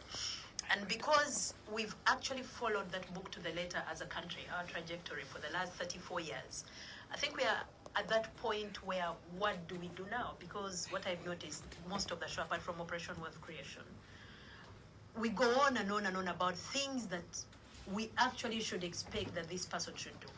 And by now, we all agree, including Moses, that this Museveni is a con man. NRM is a con job. And we've been conned for many years. When you listen to him in 1986 and you listen to him now, there is no way, even if you're paid, you do not agree that this man is a sociopath who is a con man. I warned you. So now, radicalization. No. Facts are not radicalization. Facts are facts. I don't agree with this you. con man sucked in a number of people. Some even got to a point of losing their lives. Some lost their lives following this con man into a bush, promising them that, look, I am going to give you better. I am going to do better. Your children will have a better future. These people who he went and mocked in Luwero on a whole trip, looked at them, suffering, impoverished, with jiggers and everything in between, hungry, and he gave them envelopes of 10,000 shillings. That is a con man, Moses. You know that. Anyway, but we know this is a con man, and we're at that point where now, by all means, we need to get rid of him. So it's not every day that we have Andrew Mwenda silent. He's listening to you here and really silent. No, because in silent wonderment. I hope Nanfi, Yes, he might also be called a con man. Nanfi, at some point, you have to relate it to what we are discussing. What we are discussing, And what we are discussing is what is the con man up to? No, what we are discussing is how come the opposition is finding it difficult to have these access roads or not following guided routes. And Ssenyonyi tells us that there are actually no guided routes, and Abdul tells us that everything is normal. That's where we are at now. When you read the animal farm, Abdul said. yes, okay. Like, when you read the animal farm, why are you asking? Jaka Kabu's I'm not an NRM person. I don't belong to the party. I have very limited sympathies with Just it. eat their money. Even though I believe I am very intimate with its achievements and I admire those achievements. Okay. So in that sense, if I'm an NRM person because I recognize its achievements, I will plead guilty as accused. Because I always want to move with my conscience. It's the most treasurable thing I ever possess. That is why I'm impervious to all this that people say. Now, let me first come to the most important point I want to make. You see, first of all, Joel Ssenyonyi is talking about inclusive development. This country has enjoyed one of the most excellent rates of economic growth and social change that any country in this world has achieved historically. Wow. With the exception maybe of Taiwan, Singapore, China, and Japan, not even Japan. Malaysia. I would not to go back and tabulate because if you look at the economic indicators right now, Bloomberg has produced the countries that have performed best economically in the whole world over the last 5 years. Uganda is number 5, and I have IMF data that shows between 86 and 2015, Uganda was the 11th fastest growing economy in the world. So Uganda's economy has performed well. It could perform better, and we could implement policies to create more inclusive growth, as he says. But I want you to understand that economic growth in any capitalist system tends to create income inequalities. Now, if you have read the founder of an item called GDP, Kuznets, he was a Nobel Prize winner in economics, he will show you that in the early days of growth, you will tend to have income divergence and net income convergence. Now we have a study of 300 years of economic growth done by Thomas Piketty, a French economist, and it shows that, in fact, over the long term, income disparities in a capitalist economy tend to expand. Andrew Mwenda, indeed, this is not your show. Yes, because these people don't understand yes, that. It is me and you won't understand. Oh, give us a but break. please, guys, let me first explain this. You see, what the thing that people here should know, at least the public out there, is that the measure of economic inequality is called the Gini coefficient. Now, the Gini coefficient measures 0 to 1. 0 is perfect equality, 1 is perfect inequality. So if there is an economy producing 2 cows, and that economy has 2 people, Mwenda and Katuntu, and Mwenda owns all the cows, that is perfect inequality. Katuntu owns nothing, I own everything. That's 1. If the economy has 2 people and 2 cows, and Mwenda owns 1 cow, Katuntu 1, then that is perfect equality. It is 0. So the Gini coefficient is a contrast between 0 and 1. Uganda is 0.395, better than most of the democracies in Africa, with the exception of Benin and Malawi. Because if you look at Zambia, it is about 50 something. Kenya, 45. You look at Botswana, the most successful economy in Africa, it is 65. You look at the US, it is 60. So Uganda is only beaten by Ethiopia, Benin, and Malawi, as far as I know, in Africa. So Uganda has enjoyed growth with a good Gini coefficient, showing that Uganda's economic growth has been widely shared by its people. That is why, if you go to any part of Uganda, been traveling in northern Uganda, you will see the number of people living in permanent houses built out of permanent materials. The roof, iron sheets or tiles, the walls, bricks or cement, bricks with cement and blocks, the floor with the tiles or wood or brick. On those houses, and just the point. Between 1991 and 2017, houses in Uganda with permanent materials improved from 40% to 75%. We can go back to you, boss, and you get these numbers. So Uganda's growth has been widely shared. Mass consumer goods, which are a very important indicator of improving welfare, their ability to access sugar, salt, soap, tinned beer, tinned beef, practically mattresses, blankets. You go to the remotest parts of Uganda, you find mass consumer goods available. In fact, I just got figures from UCC that show the number of people subscribing to internet in Uganda has reached 20.1 million. What's your point? The point is that Uganda's economic growth has been widely shared. It is not true that good, if you then have why are benefited... people on the street throwing stones and saying it hasn't been shared? Yes, Nanfuka, unfortunately for you, do not know that economic growth is likely to create greater resistance than no economic growth. Why isn't it there in Norway? Let me explain to you. Norway is different. South Korea, under Park Chung-hee... Can it be as different as Norway? Let me explain it to you. Please. South Korea was the fastest growing economy in the whole world. In fact, up to now, it is the economy that transformed most rapidly from a peasant society to an industrial society between 1960 and 1990. Go and read about the number of demonstrations, worker strikes, student demonstrations, youth protests across South Korea. That country was paralyzed and for 60 30 people years. are being killed? More than that. In fact, Park Chung-hee was killed by his own security chief in 1979. The president was transforming the country because hold on, let him finish. let her learn. Let her learn. It's good. No, because we needed to get to the point. He wasn't making a point. He's going around in circles from his question. The point I am making. No, I think we just have to listen to each other. If you have a counter argument, you raise it. Yeah. I don't have one. I just want him to get to the point. Nancy and Joe, So let me first finish actually, this point. Mwenda is responding to you on the question of The- economic growth. Yes, I want them to understand that economic success does not create happiness. In fact, it can create anger. If you look at the whole of Europe during the process of industrial change, the United States, what was the rise? How did terrorism rise in the world? You see, really, we're discussing with a heckler and an ignorant person. Clearly, you would know, any person would know that the rise of movements like fascism, communism, socialism, nihilism, anarchism evolved in Europe during the Industrial Revolution, not during the feudal era. In other words, economic change tends to expose people to many ideas, to the world. They become more aspirational. Their demands and aspirations exceed available opportunities. Okay. The mismatch between opportunities You made that loud and clear. listen, the mismatch between their aspirations and available opportunities lead to social frustration. The most frustrated people in Uganda live in nice apartments in Nigeria, drive nice cars, and their professionals working in MTN. I meet them every day. They are also angry. So they have anxiety. Even I have anxiety. When I was coming here, I fell into potholes. I'm very angry with Museveni because of the pothole, but I'm not doing badly. Anyhow, let me come. So that was your point one. That is point one. Second point about Ssenyonyi. Ssenyonyi is a politician. And I don't begrudge him, but let me give facts about. He said that Uganda, as you are driving to Jinja, towards Jinja, the road is Sunk on one side and the other side because imports coming in. Yes. Let me give you an example. In 1986, Uganda's exports were 200 million. Now for you, I have adjusted that to 2019 prices. That is $371 million.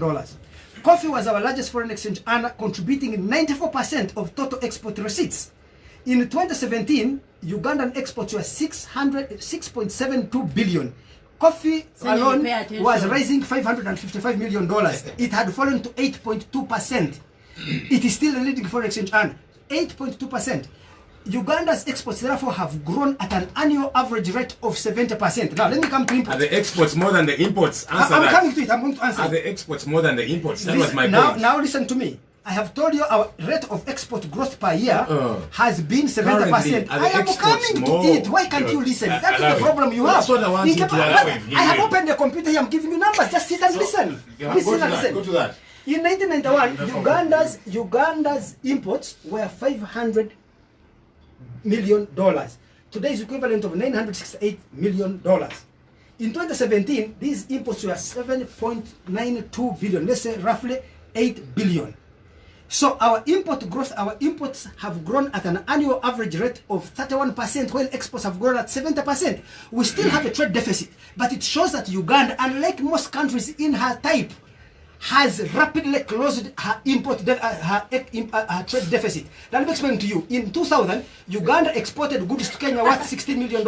Kenya exported 320, 20 times more. In 2018, Uganda exported to Kenya $700 million. Kenya exported us 498. Today, Kenya has imposed. Andrew, my point was that our imports are a lot more than exports. Do you dispute that? Yes, but our exports our imports are a lot more than exports. That was my point. I agree. Do you dispute it? I agree. Can I tell you? You, Ssenyonyi, today are not richer than Sudi, but you can tomorrow grow and richer than him. What we want to look at is what is the rate of growth of Uganda's imports versus the rate of growth of exports.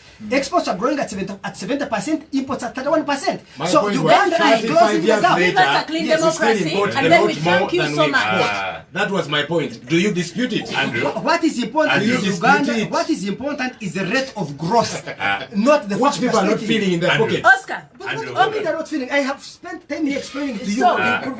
Guys, let me first finish. Yes. Number 3. You know, if you want to lie to people, use figures. That's what I'm doing. no one is even paying attention to them. Their lives are enough clearly state that what we are here. Annihilated. Number 3, Andrew, yes. So you know you have brought hecklers here. These people are so ignorant. Let me tell you, I have fundamental disagreements I can have with Museveni, but you don't even have any issue. Let me ask you, okay, if you want to increase Uganda's exports, what are you going to do? No. If you were attentive. No. What would you do? I'll educate you about that. I'll explain. What would you do? No. No, what I would do. Andrew, No. Let me answer that. Let me answer that. Oscar, what would you do? Andrew, Not loot the money.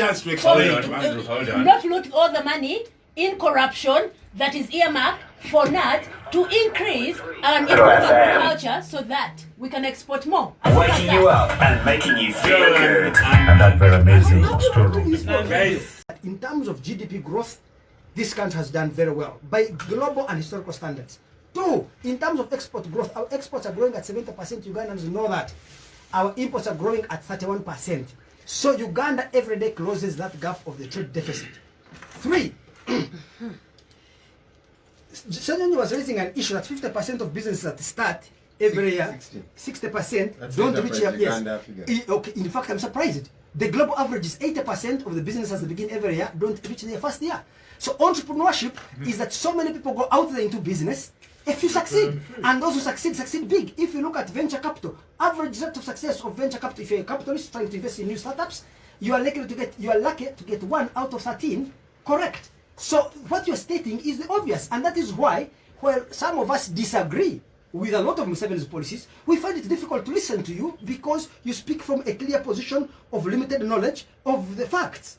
The other one is that this country comes into, that too much comes into this country. I don't know what you mean by too much in terms of the road, because Uganda's exports are primary exports, so they're heavy. Uganda's imports are industrial goods, they are light. In fact, Uganda needs to begin exporting light things and importing, it needs to import light things. The road entering the country should be the one that is lighter. Okay. Because when you're importing, what are you importing? When you're importing clothes, when you're importing cotton, exporting cotton, you can export 1 ton of cotton. Thank you, Andrew. Final question for me. That has been clear. Yes, so those are the things you in NUP should be talking about. Yes. What are the policies? First of all, let me tell you, international trade is, development takes place in the context of international trade.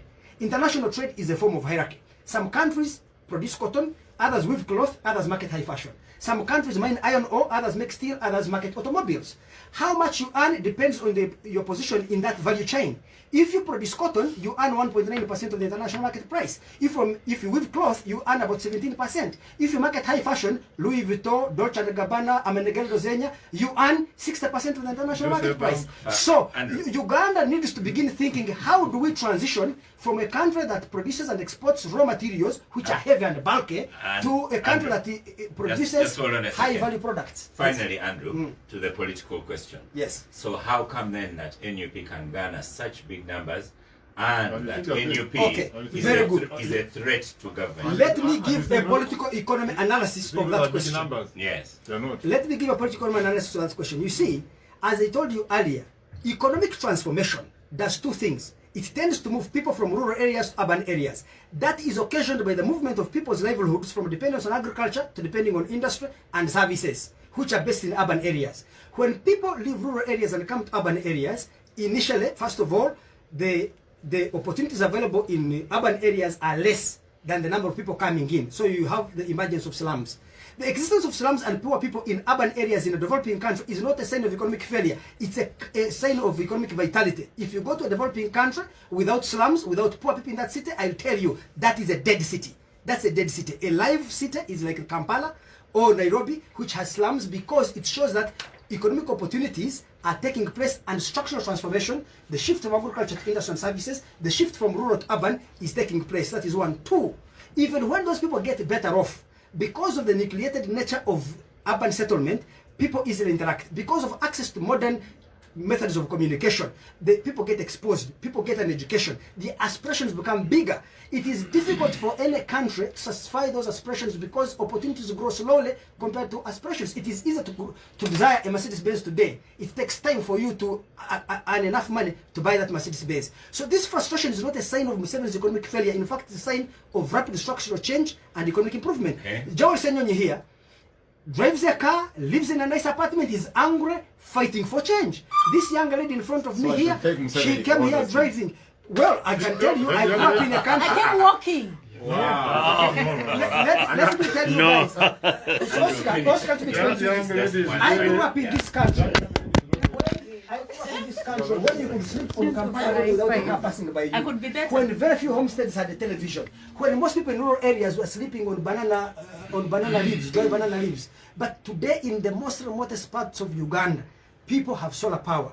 People have decent mattresses and decent clothing and mattresses and many of these things manufactured in Uganda. So the country's success.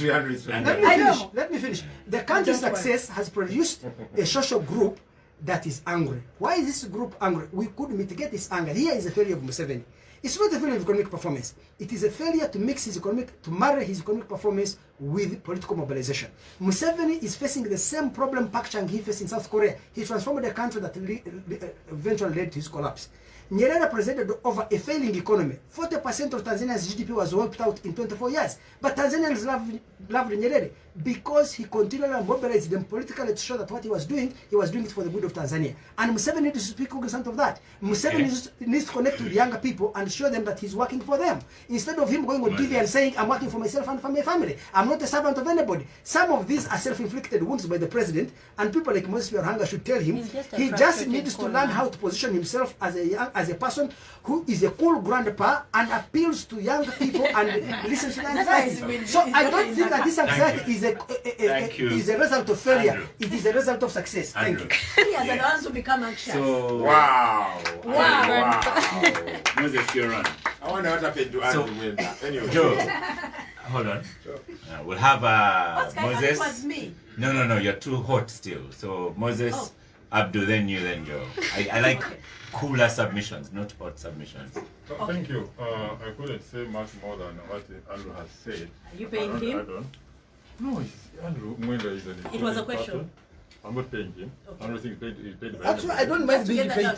Museveni has a right to hire spokespersons. Yes, go on. It's you and the microphone. Just like Loop has hired Joel. You see, what some people in the opposition or those who criticize the NRM and government forget. They don't want to listen to facts.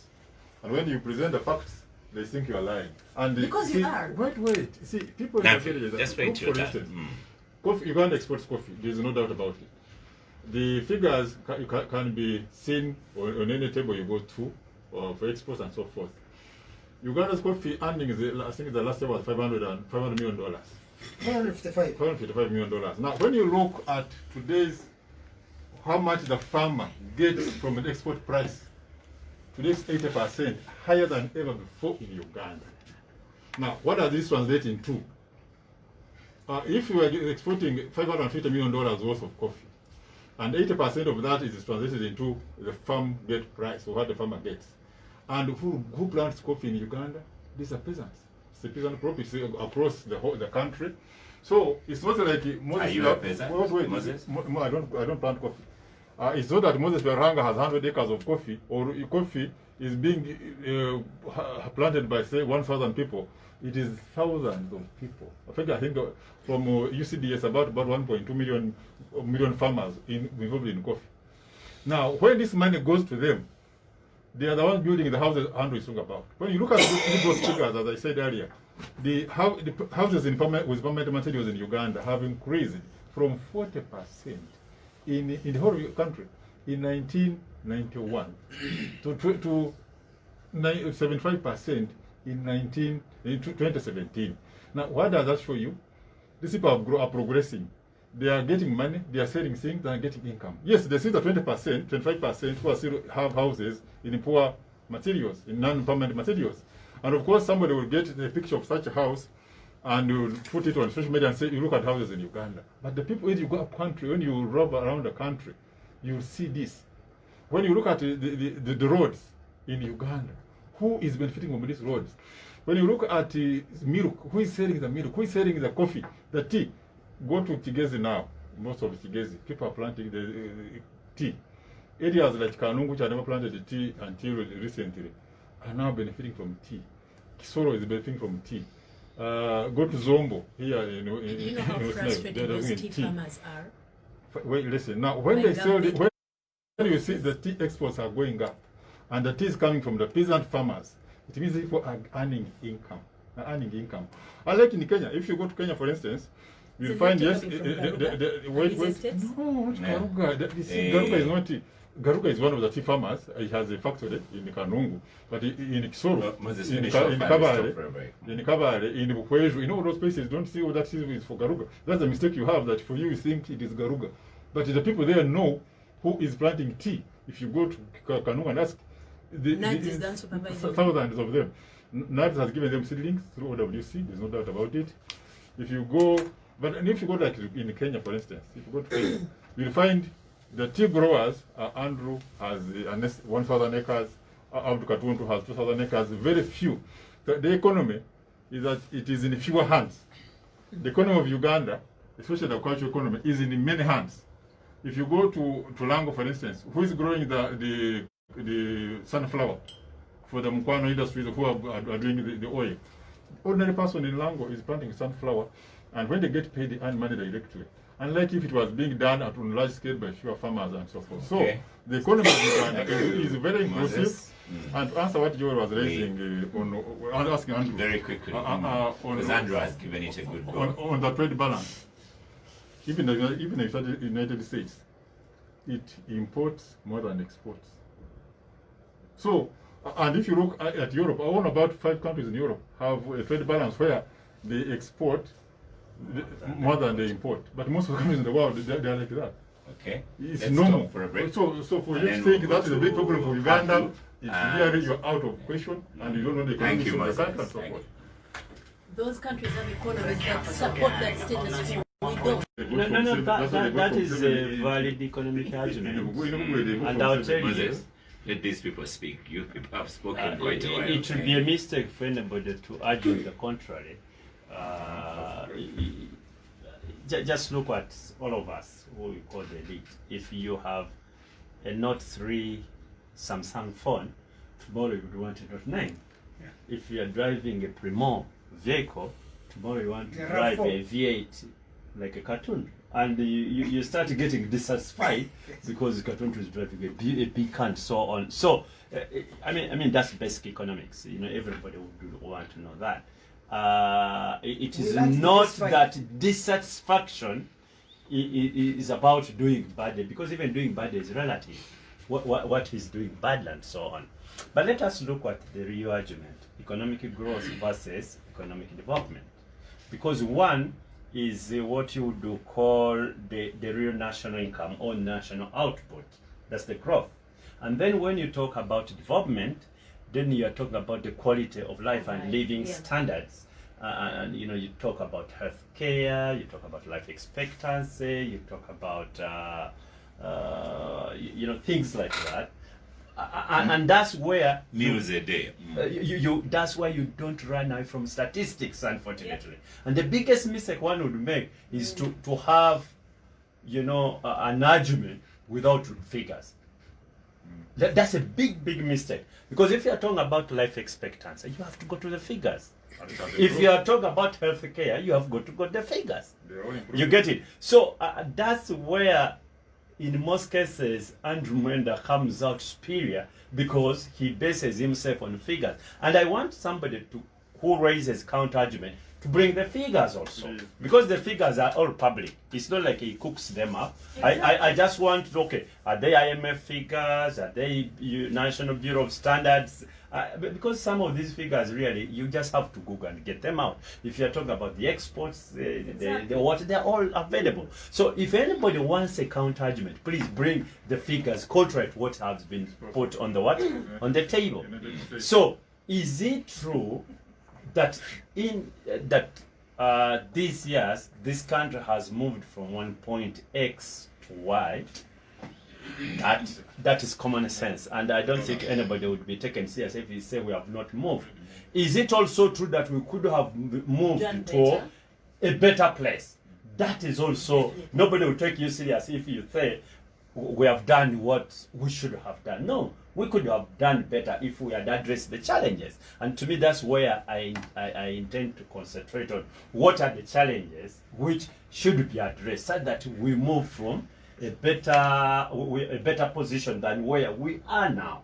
And that's what we should be arguing, because it's economics, but it is also politics. In politics, if you make a case and somebody say you are politicking, then you lose out. So you better make a case which is purely economics and politics, and not necessarily politicking. So that is my case. To add for you, I think our friends hold on. are promising, Yes, go on. because they don't know Already where have your Uganda microphone was, on. where it is and where it's going. No, I don't. How do I just have your microphone on? Bridges, Yes. They are promising to build bridges where there are no rivers. I- They are creating solutions where there are no problems. Andrew, I don't want to adopt the language of ignorance and so on. I just want to make my argument that I think we could have a better argument and so on. Yes, this country could have done better. And I think, yes, sometimes Nancy has a way of putting it, even sometimes when she has a very valid point, can I use my popular word? You vulgarize it. You vulgarize it. For example, let us look at the leakages.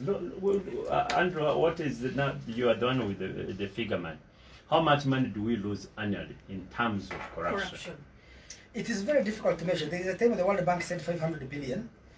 You see, for me, I would really I prefer you present. And you see why? Because if we had to do those leakages and so on, and get that money invested, maybe our life expectancy would be actually even be better than today. And these are the sort of challenges which we should be addressing, other than saying we are doing extremely very well. Yes, we are doing well, but we could do better.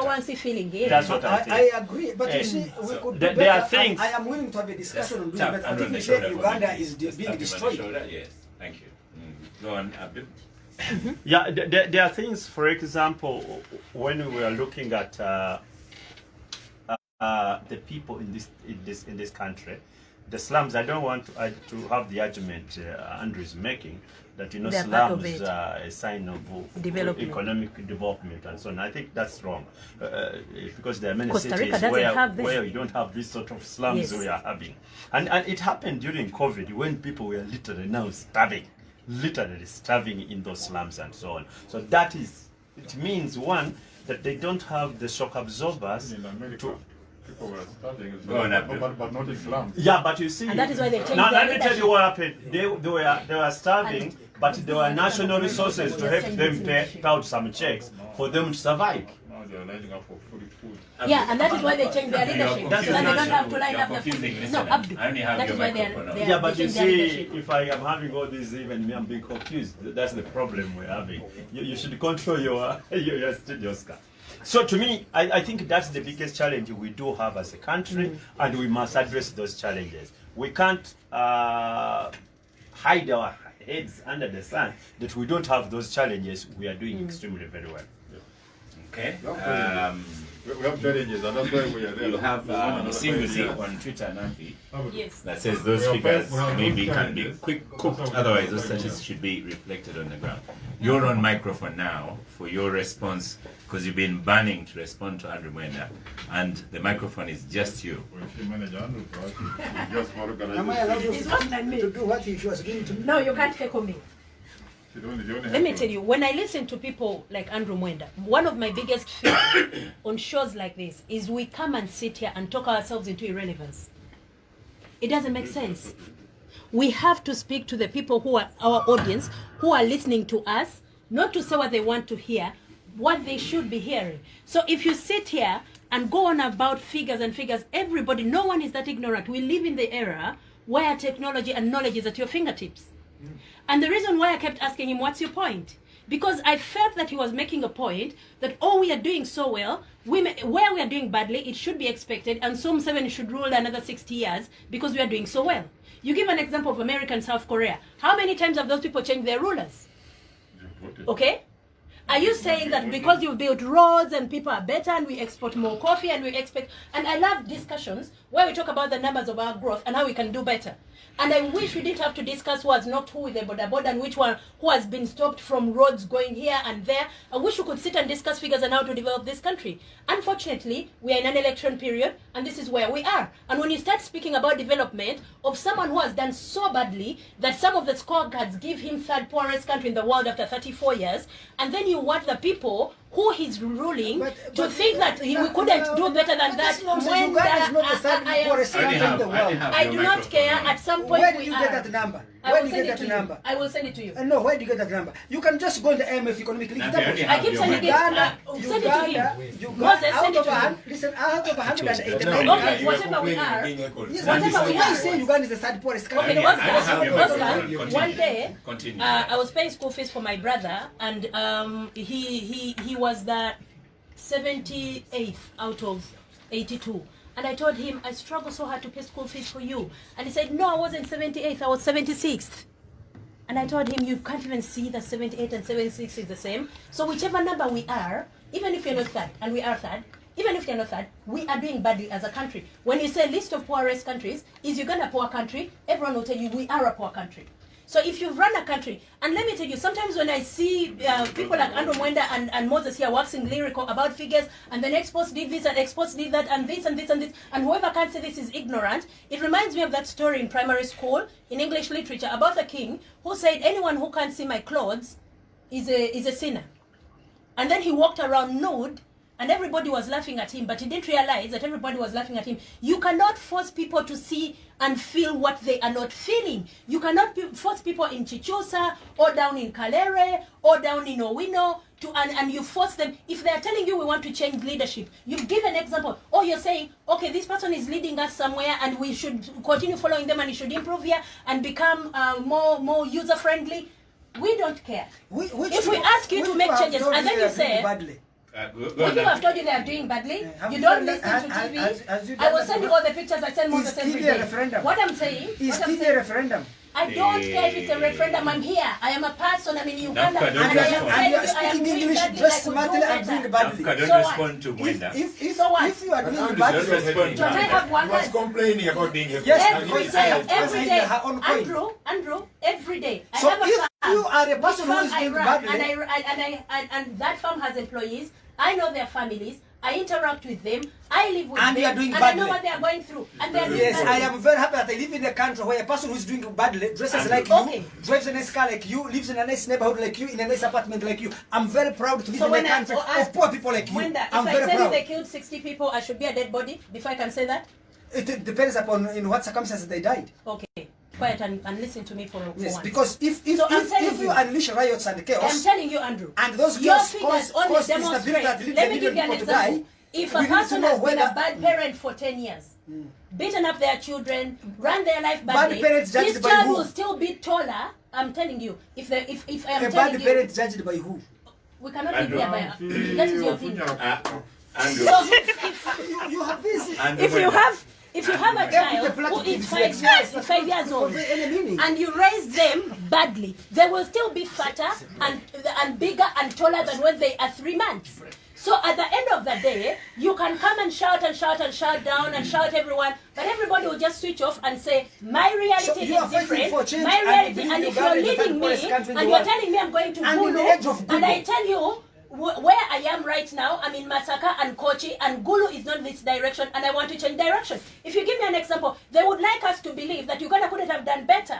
There are countries like Singapore, like Malaysia, like Botswana, Ghana, even Kenya here is doing better. All we ask is, can we do better? And if we are doing so well, then put in place a proper democratic process. What are your indicators of doing better? Process. If you say, oh, Museveni is just, shooting himself in the foot, there is a reason why he's angrily reacting to this. Because at the end of the day, Museveni wouldn't be panicking if he knew he did a good job. He's had 34 years to do a good job. He has done a shoddy job, and he knows this. And that is why, you know why democracy is. You give an example of America, and you say there are people lining up in America to buy food, for food, and they're hungry. Do you know what they just did last month? They changed their president so that they can do better. So if you're giving me examples of all these developments, which one, then let us put in place a proper democratic process where you're not beating up your opposition, where you're giving them a chance to elect their leaders, and if you did so well and so well, throw them those numbers, and they'll make their better choice. But these statements you are making, on what basis? Do not kill them to choose you. No, don't do not kill them to choose you. So you are suggesting that and let me tell you, democracy is about change of leaders? If imports were doing so well and exports were doing so well and your numbers were working, you wouldn't be shooting people in the streets. to force them to elect you. You wouldn't be putting processes in place to try and inflict all the pain on Ugandans to stay in power. You wouldn't cling on to power So with near nails in the door. If you really cared about Ugandans, out there you would not be holding rallies, and putting congesting on people the in fair- one places and infecting them with COVID in order you for them would to make die. the platform equal. If you care about Ugandans, you would not address rallies in the large crowds where people would get infected with COVID and die. And in a winner, and there are crowds. Please, I want and you to people getting understand. COVID there. Yes. Don't pretend that you care about Thank you, COVID, Nancy. because the You care about You getting made the into point. the power. whole COVID thing is part of your con You care job. So, about Joe, getting into power. You are all con conclude. men. You are all con men. And let me tell you, Andrew Mwenda, you've been part of the looting hegemony in this country. And for that reason, you're here on air to come and loot some more. I've not made my point, Get sir. money from government to try and make you speak that way and try and we are not. All right, so School fees, rent, water. let me make my quick submission, sir. You've been part of the room. I use both of them. Sure.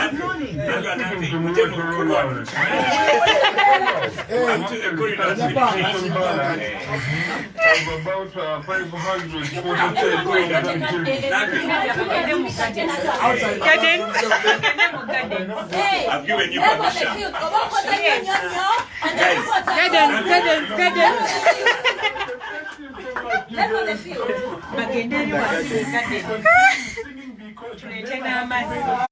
You're in the break was out.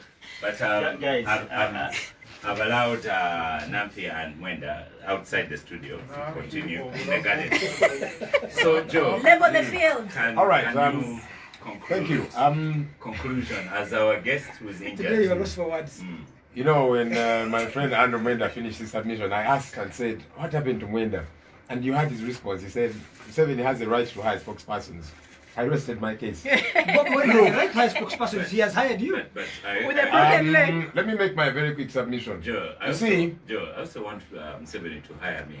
I watched his speech the other day. They're saying, no, not that. No, but Oscar, you're such a good man. You can't tell as many lies as Mwenda. Anyway, look, whenever we talk about GDP, What lie have I told you before I break your leg again?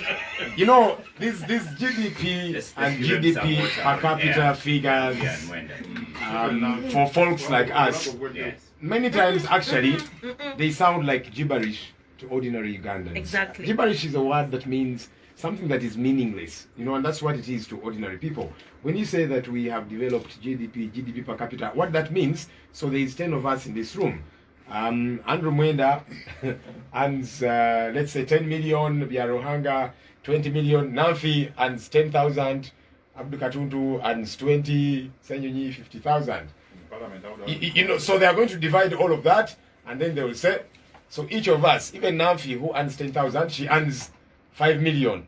Even Katuntu who earns 20,000 earns 5 million because of GDP per capita. So the very rich are extremely, and that's the point. That's the point I was making, that we don't have inclusive economic development. And they've just There's looted. too many people who are out there languishing. And the reason why the very rich are extremely rich is because of the manner in which they've gotten this money. Ill-gotten wealth. They steal from the ordinary taxpayer. And these things are not complicated to fix as far as I'm concerned. So we're talking about imports versus exports. I asked Andrew, because my point was our imports are a lot more than exports. I asked him to dispute it. He couldn't dispute it. He only said, but you see, we are a lot better than we were.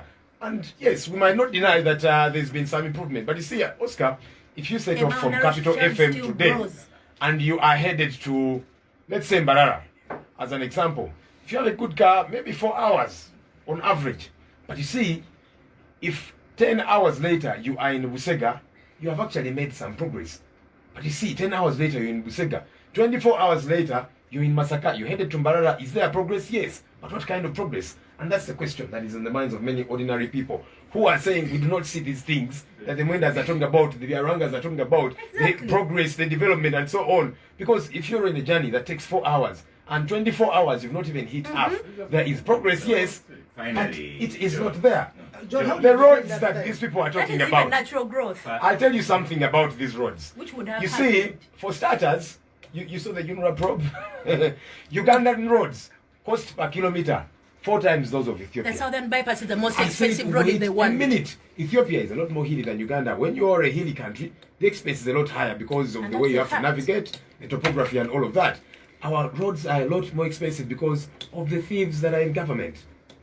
And you see, my biggest worry is that this money being stolen is loan money. Andrew, behave. This is loan money, which is got to be paid by me, my children, my grandchildren. So when I hear these people saying they're securing my future, they are stealing from our future. Actually, because our children, he's our grandchildren are meant to pay this money that is being stolen by these people. Exactly. So they are stealing from our future. I'll conclude by saying this, Oscar. Let me conclude by saying this very quickly. I think that we can better... Don't conclude yet. What Andrew says and what Moses says strikes particular people in Uganda. And what you should be saying is to win away those people to you. No, it's my flow, Byaruhanga. He can ask you a question. Don't be a heckler. He can ask you a question. No, I don't want the question. I want yours, then we'll wrap up. Because you're going to cut my time. Let me respond to what Oscar is saying. Byaruhanga, stop being a heckler, How sir. are you recruiting from them? And you can see that many Ugandans are hungry for change. You see it everywhere. That's why they don't want us to connect to the people. In January, Oscar, you know that there was no COVID-19. They said, no, you cannot go out there and consult. We said, but why? It's provided for within our constitution. There was no COVID, which is being used as an excuse today. Because they know that Ugandans are tired. They want better, for heaven's sake. Look, I was saying that we can better the lives of Ugandans such that the figures Andrew is talking about make sense to them. Have you bettered your own life before you better that of Ugandans? So have you bettered your own life? But you were here saying that I'm well to do. You are accusing the economy is doing well. You are accusing me falsely, by the way. Anyhow, let me not be disrupted by Andrew Mwenda. You can't take all credit for that. By saying, By the sentence. I was saying that we can Innocent. better the lives of ordinary Ugandans if we begin to care about them as leaders. The stupendous amounts of money that are being stolen, that money can be injected into the economy. We can better healthcare. Ugandans now have to access healthcare expensively. When they go to the ordinary health center, 3s and so on, there's no medicine. When your wife is going to give birth, they'll say, buy this, buy the other, and so on. When they take their children to school, they're getting quantity education, this UPE, as opposed to quality education. Children are studying under trees. When it rains, there's no school. We can fix that, for heaven's sake. I talked about imports versus exports. We can invest in ordinary business persons, you know. I'll give you an extra minute to answer Moses' question. I want you to ask Joel, does he dispute the fact that, for instance, when Ugandans export coffee, that coffee bringing in $550 million is grown by the ordinary people in Uganda, the same for tea, the same for maize and so forth. So when they sell, they get money. They don't get poverty. Joel. So, if Moses Byaruhanga was attentive, I said that our imports are a lot more than our exports. That means we do export some stuff. But the challenge is, it's too little. Much of it is raw material. We export raw material, and then it comes back processed, a lot more expensive. So what are you planning to do? You know, and that's what I was breaking down. We could do better. I have your what we are planning to do, what I was talking about as... But now you ask the question, you want to answer it. You know what I'm saying? Thank you so much. Are you promising But you see, they can earn a lot better, for heaven's sake. That's my point. If we focus on our local producers, if we say, let's push them the way we are pushing for Byaruhanga. We earlier had Patrick Birungi of UDC. Thank you so much for contribution. Abdul, we wish you all the luck. Clearly, we've been missing you, as you can see. You've been missing out. But when I came back to the studio, it was different from the one I left. Yeah.